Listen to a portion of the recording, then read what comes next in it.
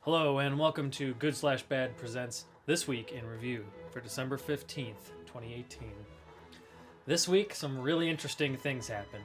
Instead, let's talk about these stories. Let's start off with this week's witch hunt update.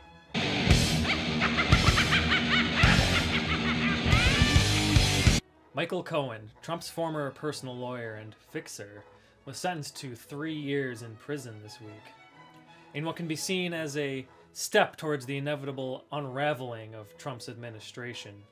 That statement's definitely pretty presumptuous, but given the statements that have come out of the parties involved in the last few weeks, as well as other things such as the chief of staff crisis that's going on, things are looking pretty grim in Washington. More so than usual. The president got into a bit of a scuffle with Democrats Nancy Pelosi and Chuck Schumer this week in a meeting discussing funding for the planned border wall that he's been so gung-ho for. Things got a little heated, and it got to the point where the president even claimed that he would be willing to shut down the government and be proud to do so.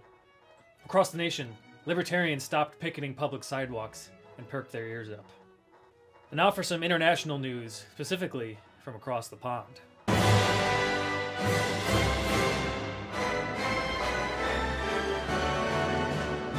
UK Prime Minister Theresa May weathered a crisis this week, barely making it through a vote of no confidence in her leadership, and still not having any definitive plans to go forward with Brexit, much to the chagrin of the rest of Parliament, as well as other leaders in the European Union. At this point, Brexit is like that high school girlfriend or boyfriend that you had. It seemed like a good idea when you started dating, but after a few years, you kind of lost sight of why the relationship started in the first place, and you kind of want to get out of it, you just aren't quite sure how to do it, despite the fact that it's probably best for everyone involved. In other news, the internet is still a terrifying and scary place. The CEO of Google had to explain to Congress why, when people searched the word idiot, the search engine would return pictures of the president. He tried to explain that this was just the way the algorithm worked, but his explanation wasn't taken very seriously. I'll leave the conclusions up to you. On a side note, Facebook is still a terrible, nefarious corporation that you shouldn't support in any way.